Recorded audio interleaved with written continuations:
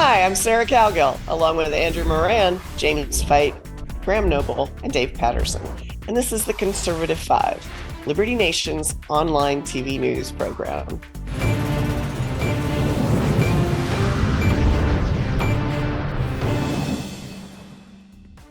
Former President Trump took Iowa by storm and in a blizzard. The caucus process did not disappoint pollsters who had number 45 plowing to victory, and most eyes were on the number 2 spot. Ron DeSantis came in a distant second, followed by Nikki Haley. Graham, everyone called Iowa for Trump, but it's the runners up that have the tongues wagging. Did DeSantis and Haley perform as well as expected? Well, Sarah, I would say that Nikki Haley probably underperformed given the hype that surrounded her campaign, and she was supposedly surging and she was catching up with Trump. And DeSantis, I guess, from that point of view, I mean, from the time that he announced that he was running for president, Ron DeSantis has most definitely underperformed if you compare him to Trump. I guess a lot of people assumed that he was the ultimate alternative to Trump. But if you look at Iowa, I mean, you can't debate the fact that Trump's victory there was emphatic, dominating. He won 98 of the 99 counties. And the one that he didn't win, Haley actually won by, I believe, 1 vote. Of those 99 counties in Iowa, Haley placed second to Trump in 20 of them. And Ron DeSantis placed second in all the rest but one, and in one county, Ramaswamy placed second. So I think overall you got to say that Haley did not perform to expectations there. I would say, and compared to Nikki Haley, DeSantis did actually overperform, and Haley, I think, in both New Hampshire and obviously for obvious reasons in South Carolina, she has got to place. I believe she will place a strong second in both of those states. If she doesn't, then she probably at that point needs to look at her viability going forward after that. But Graham, Nikki Haley said that this is a two-person race in her speech. Well, clearly it's not. She's just not one of those people. Well, yeah, I think it's just no, she is. I think she's see, I look at it from a different perspective. I think she's not counting Trump. I think she's saying this is a race between her and DeSantis. They're just taking for granted that like it's a race for second, not a race for first. Is basically how I interpreted that. It's two-person race for second place between Haley and DeSantis, because I think that pretty much anybody other than the candidates, their campaign teams, and maybe like a small knot of true believers for them, everybody else in the country who doesn't eat, sleep, breathe politics 24/7, no, it just assumes, takes for granted that this is going to be a Trump versus Biden general election.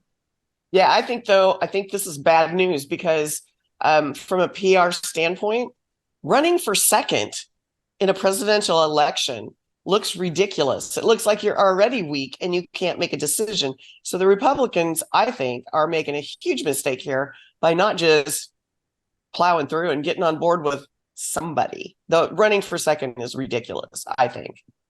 Anyway, but imagine deliver a speech that way, say, yes, we're running for second spot. History will show us that we were second. First loser. We were the losers. First loser. As the legend of Ricky Bobby tells us, if you ain't first, you're last. Okay, yeah, I get that. Okay, well, okay, Jim, as long as you're going to go down that path. What?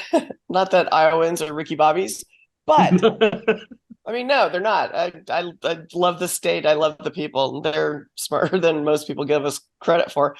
What were the issues that drove Iowans to the gatherings, the caucus? It was below zero. There was a blizzard. It was like 20 below zero. And man, they showed up and they voted. So what are those issues, those top issues that drove Iowans to the polls? Well, I mean, when we talk issues for Iowans, a lot of times we're talking about the social issues like the LGBTQ and the transgender stuff and all that drama. Abortion is a big issue in Iowa. But you can't discount the Trump campaign's focus on explaining the caucus and explaining how people could participate in the caucus and then urging people to get out despite the weather to do so. But ultimately, I think it comes down first and foremost to loyalty to Trump. It's and more than just still mad. loyalty. Huh? They're still mad, I guess. Oh yeah. And I was going to say more on that, more than just a basic loyalty to Trump. I think there's sort of an extra layer of like fired up devotion in spite of everything that the left is throwing at Trump. Right. So it's like Right. you already had that base core of loyalty. And so now when you've got what certainly seems like a Democratic Party and a left in general trying to beat Trump everywhere but the ballot box, you kind of get this well, we'll show you mentality from the Trump voters. They're like, oh yeah, well look at this. I think NPR. I was reading some different articles the other day, and I saw NPR had this 5 takeaways from the Iowa caucus article, and it always cracks me up when kind of left-leaning outlets or very left-leaning outlets do these kind of things. On some successes. Yeah, and they post this stuff like it's some kind of surprise. And I'll quote, their number one takeaway was, Republicans have been saying they're still with Trump. Believe them. And it's, well, yeah, that's common sense. Did you not? Why are you? If you look at some of those exit entrance polls from, I think it was from NBC and CNN, when you dive deeper into numbers, you see some interesting things. Not only the fact that immigration, economy were the 2 top issues for voters in both of those polls. When you see that the separation of age demographics as well, you saw that Trump really captured most of the 65-plus-year-old voters, but Ramaswamy captured a lot of the younger voters, 18 to 24, and I think also 25 to 32. And then also, if you look at the issue of foreign policy, which wasn't a key thing for voters, but a lot of the voters who emphasize foreign policy, they went to support Nikki Haley of all people. So I find that interesting, where a lot of people, they supported Trump for the economy, but they supported Haley for foreign policy for whatever reason, and then they supported DeSantis on the abortion issue. So you see a lot of dichotomy between these candidates and voters' preferences and top issues. Andrew, I don't think there should be any surprise about the fact that on foreign policy, they would defer to Nikki Haley. She was ambassador to the United Nations. She acquitted herself reasonably well there. And the great majority of folks will say, let's see, UN, foreign policy, Nikki Haley. It's just that simple. They're connecting dots. They're not doing anything more intellectually clever than just that. No, but here's the thing, though. But here's the thing: if you're an Iowa voter and you are adamantly in support of Trump, there's no chance in hell that you would want to support Nikki Haley, who's for the interventionist foreign policy, for perpetually supporting Ukraine, as if she were running for president of Ukraine. So I don't see. I disagree with Mr. Patterson on that issue, and also her record as UN ambassador. What has she really achieved? I think Ramaswamy is absolutely correct that just because you had a stint as a cup of coffee stint in the UN, it doesn't actually mean that you are a foreign policy expert. What makes her thinking, Andrew, you had way too much coffee today. I did. I had a black dark coffee from Tim Hortons. Slow down, big boy. But I think what Dave was saying is right, because you got to look at some people make these. I hate to almost use this word, but some people do make those simplistic connections, and I think Dave is right that people were thinking, well, foreign policy. Oh, Nikki Haley's the one. She was UN ambassador, so she must have the most foreign policy experience. Now, you're saying, Andrew, that is the wrong conclusion to draw, and I agree with you. But I do think Dave's right. I think a lot of people just made that connection. Oh, former UN ambassador must be Nikki Haley, must be the one for foreign policy. I think that too, Andrew, you raised the issue of Ukraine, and whereas in certain circles there is a growing number of people who say we actually should start to rethink our support for Ukraine, the majority of Americans believe that the United States should continue to support Ukraine. What they don't agree with is the way Biden is supporting Ukraine. I'm going to throw something in about Iowa, because I believe that Please do. Certainly the weather. Well, if you look at the overall turnout for the Iowa caucuses, it was actually down significantly from 2020. And of course, terrible weather, Arctic, polar vortex or whatever it was, and all that. But I think the passion of voters for their preferred candidate played into that, because if you got 175 feet of snow outside, how many Ron DeSantis supporters or Nikki Haley supporters are really going to dig their way out of their houses to go vote? I think probably a lot of them. In other words, a lot of the people who would have chosen a candidate other than Trump, they looked outside and said, don't think I'm going to make it to the caucuses today. But Trump voters were out there with their shovels and their snowplows, and they're like, nothing is stopping me getting to the caucus. Well, no, I have a question. Trump voters probably have livestock, and when you have livestock, you go out. It doesn't matter if you got 12 feet of snow outside. You go out and you're on it. I mean, this is nothing new for Iowa. It's colder and crap, but people are pretty into the caucus situation. If civilization had collapsed and the Iowa caucuses were still going on, it would have been the Trump supporters in their Mad Max vehicles driving down the road. Well, you're probably right there.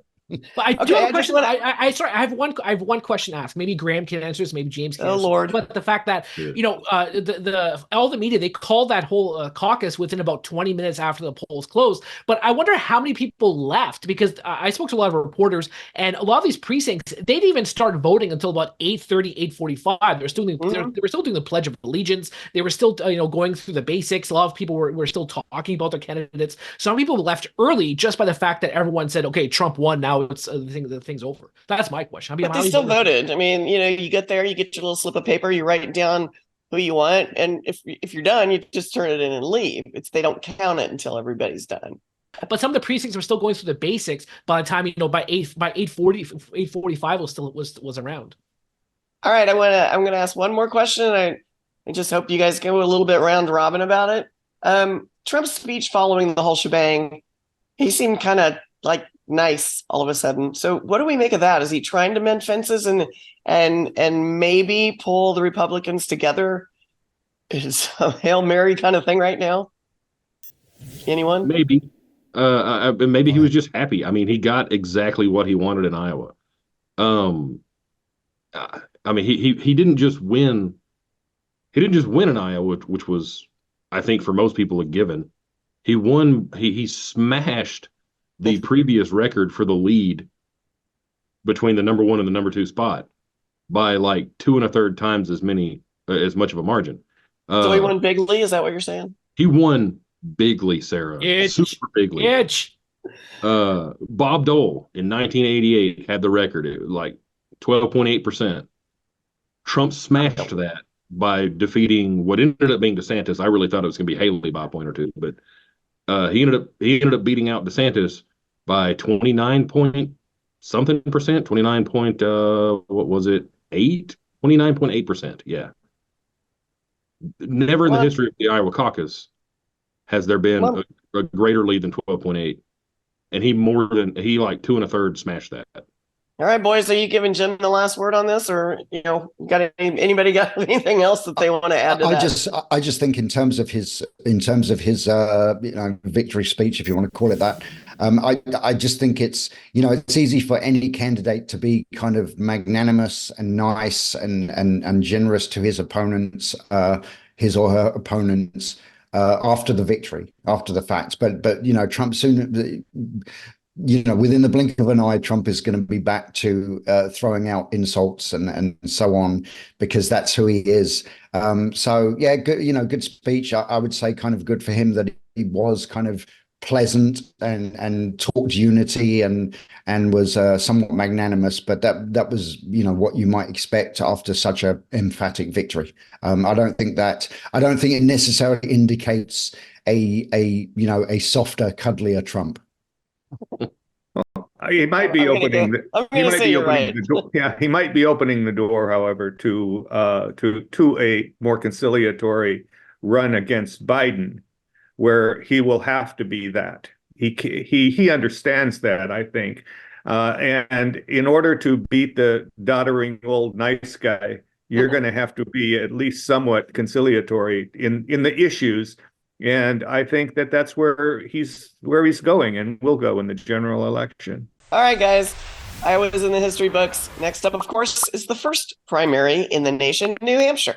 As always, we've got you covered in the political news of the day. Thanks for tuning in.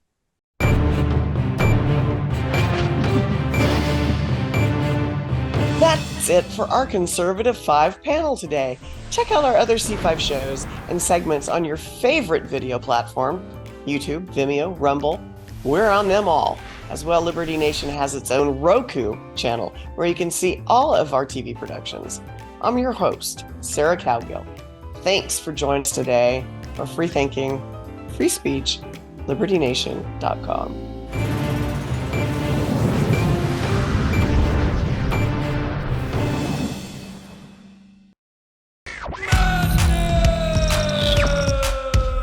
Don't get caught up in the media madness. Join our movement for free thinking and free speech at LibertyNation.com.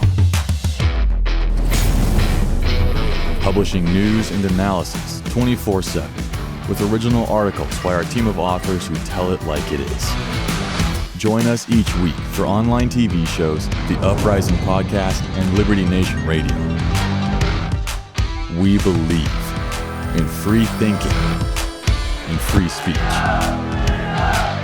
We are LibertyNation.com.